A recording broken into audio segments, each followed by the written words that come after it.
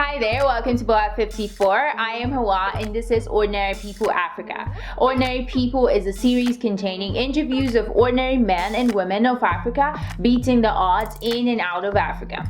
In this series, I will be collaborating with Dear Diaspora, hosted by Undu. Dear Diaspora is a podcast celebrating African diaspora, its change makers, innovators, and entrepreneurs working together to make the world the best place to live in. I would recommend checking out more of their content on your website at www.theirdiasporashow.com, and do check out the description box below for more information. Before we get started, if this is your first time, thank you for joining us. Our passion here at Boa 54 is to promote a positive Africa, one video at a time. If this sounds like anything you would love to be a part of, go ahead and join the family of Boa by hitting that subscribe button and notification bell next to it so you can keep learning about Africa and you don't miss anything. Also, most importantly, share this video and channel with your family and friends to help us promote a positive Africa. Be sure to check out Boa 54 merch. Every purchase that you make helps us produce this videos that you guys so much love. So let's get into the interview. A little disclaimer though, this is an audio interview, so take a listen. Margaret, thank you so much for being a guest on Dear Diaspora. I'm so excited to have you. Thanks for having me. Absolutely. And so let's start by getting to know just a little bit more about you and your background. So I know you mentioned that you grew up in Kenya. So could you share a bit more about your experience and then, how you ended up coming here to the U.S.? Yeah, so I grew up in Kenya, specifically in Western Kenya, in a coffee growing family. So I actually grew up on a coffee farm. And I moved to the U.S. to study. So I did my undergrad. Then after that, I got my MBA from Harvard and went to work on Wall Street. And when I was working on Wall Street, I was thinking about what I wanted to do next. And I'd always wanted to build something. And I, sort of noticed how the coffee scene was growing. The specialty coffee industry was growing. And Kenya is considered the best in the world. It's analogous to France in the wine world. And I remembered that the farmers that I left back home were still not getting their fair share. So I decided to start a coffee company that would make sure that the farmers would get a fair share of the profits. Wow. And I love how you kind of just casually dropped that you went to Harvard for your MBA. Could you share a bit more about that? Like, what was it like going to Harvard? I don't know. That's an interesting question. I always wanted to get an MBA. I think when I was an undergrad, I went to Smith College undergrad, and the admissions director at Harvard came to give a talk. Actually, the admission director from Harvard and Yale were both women at the time. And they came to Smith to give a talk about sort of why women should, go to business school to increase the number of women in CEOs or leadership roles. And that was, the time that I remember speaking to them at the event and realizing that I wanted to go into the business world, and an MBA was a really good way to prepare myself for that.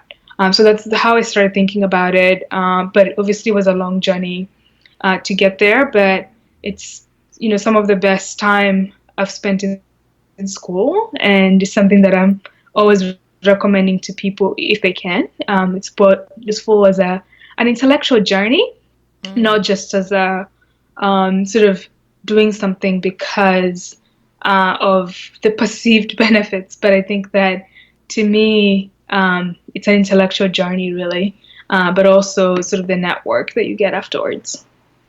Wow, absolutely. Yeah, thank you for sharing that. And so you said you grew up on a coffee farm. What was that like for you, and how did it, what did you learn that you've applied to your business today? Growing up in a coffee farm means that I know the direct experiences of coffee farmers. So I know what it takes to get a coffee from the farm all the way to the market here in the United States. And so for me, when I decided to get into the business, what I really needed to understand was the US side of the business, which is the consumer side. So I came in with an advantage of having exposure to really knowing how what it takes to get the coffee from the farm to the market. Wow. And so could you walk us through like the early days of you kind of thinking through starting Kahawa 1893, and kind of what was like that final thing that like pushed you to be like, okay, I'm gonna start this and this is what I need to get started? Yeah, no, that's a good question, and I get that question a lot. And for me, what happened, it's almost, I want to say there's an element of luck involved. And I was in New York at the time, and New York is one of the greatest, cities for coffee. So there's a coffee shop on every block, and not just Starbucks, but really independent specialty coffees. And I actually reached out to a well-known mentor in the coffee industry. So someone that is been in the industry since the 70s, actually helped Starbucks build out their second and third stores when they were starting out in Seattle. So this was someone that was well known in the industry, really understood what it takes to be successful, and sort of reached out to them and told them my vision of what I wanted to do for the industry. And they were, because of how authentic I was, and that's a big part of this, because of how authentic I was, and sort of I was asking for them to sort of advise me or help me to think about what to do. And they took me under their arm, and I spent time learning through the ropes in there. They had a roaster in Brooklyn, New York, which is also the center for roasting coffee. So they took me under their arm in guidance, and I spent the weekends really learning from them. And it happened that Kenyan coffee, as I mentioned, is considered the best.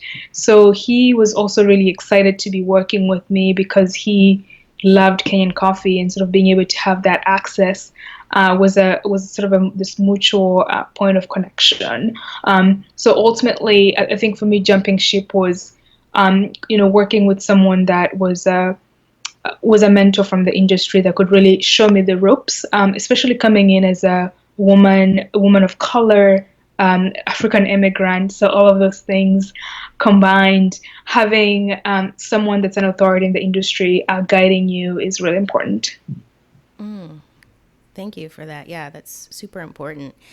And so could you walk us through just how Kahawa 1893 works today? Like, so are you still working primarily with your like the family coffee farm, or have you expanded? And like how do all the logistics work? Yeah, so we obviously started out with my family's coffee farm, and we've since expanded to neighboring coffee farms. So we're part of a cooperative. So the way that we process coffee in Kenya is groups of farmers. So right now we have about 8,000 farmers that we work with in a cooperative, Wow. sort of that process that coffee together, and we export it to the United States. So we export it into California, the largest coffee warehouse in the United States, and is in San Francisco, right in our backyard. So that's, the coffee comes directly from Kenya to San Francisco, and we roast it here every week. And our distribution is, can think of it in three ways. So we actually have, direct to consumer access on our website, kahawa1893.com, where you can order the coffee directly, and we can choose whether you want a dark roast, medium roast, ground, whole bean. And then our other channel is we do sell in other specialty stores in New York and San Francisco. And the third part that I'm sort of really excited about has been working with companies, especially with tech companies in the Bay Area like Facebook, Twitter, Chuck Zuckerberg, and other distributors in the Bay Area to sell directly to companies. And what's really exciting about that is sort of for us to being able to bring our message of sort of diversity and inclusion into workplaces directly, and having sort of Black women in workspaces have enjoy a product that speaks to their values. So those are sort of the three entry points for the product currently. Wow, that's all super smart. Like all those strategies are super smart for sure. And so I guess how integral is the fact that you are in San Francisco? Because I feel like it's great that you have like all the momentum and things happening as far as like the startup community goes, and then on top of that you have the coffee, being Yeah. able, yeah, like I feel like that's just it, like it just works out so perfectly.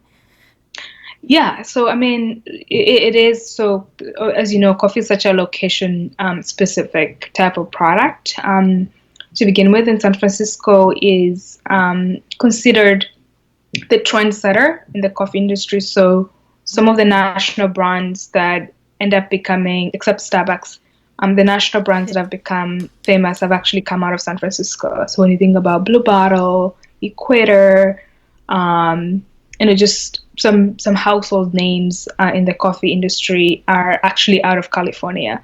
So California is the place where, similar to how fashion comes out of LA in a way, when you think about it, all the fashion brands come out of LA. San Francisco sets the trends in food and coffee. So it's a really good place to get our roots based in. And it's also a population that is in tune with the values that we espouse. Wow, I had no idea that San Francisco was such a, like you said, like a trendsetter or like this Yeah, hub it for sets trends in coffee. everything. So similar to how it sets trends in tech companies, like, Uber came out of here. Really, some of the biggest companies that Airbnb came out of here. They set trends in coffee. So the big coffee companies actually started out in California. That is super cool. Yeah. And how big is your team at the moment? So I mean, it's really hard to put it down in numbers because we work sort of this. We have some people in Kenya, we have some people in San Francisco, we have some people in New York. It's really hard to think about the specific numbers at the moment. But I think I think the best way to think about it is, so we've been around for about 2 years now. And so we are, I would say probably about 10 people that I work with on weekly basis. Wow. Oh, I mean, Yeah. that's pretty awesome for a startup Yeah. though. Like Differing, differing degrees of contact. Yeah. wow. And so could you share a bit more about so I know people are able to send tips to Yeah. like the farmers or the producers. How did you come up with that, or is that something that, yeah, like how did that come about? Yeah. So, I mean, I think for us, it was thinking that, are you familiar with the fair trade model? Yes, yes. So the idea behind fair trade was that if you cared about, if you're a conscious consumer and you cared about where your products were coming from, you could, sort of pay a higher price to ensure that your products were produced in an ethical, responsible manner. And so, in a way, we wanted to extend that model into the 21st century using technology to automate that. And so, I'll give you an example in coffee. Let's say for a bag of coffee, which is about a pound, you were paying at $1 extra to sort of feel to ensure that the workers were paid equitably. But because of how long the supply chain is, and I know you asked this question before, it is about 15 people between the farmer and the consumer. Such a long Wow. supply chain. So when you pay $1 extra, uh, typically only 5 cents of that gets back to the farmer. You're kidding. And yes, so because of all the inefficiencies around, in the chain, so when we were thinking about, okay, how can we essentially make sure the $1 gets directly to the farmer, which is what you intended. And that's where the tipping model came from, which is, obviously inspired by the US, where, workers in the restaurants industry or workers in other, how we tip our Uber drivers or, a waitress or a barista.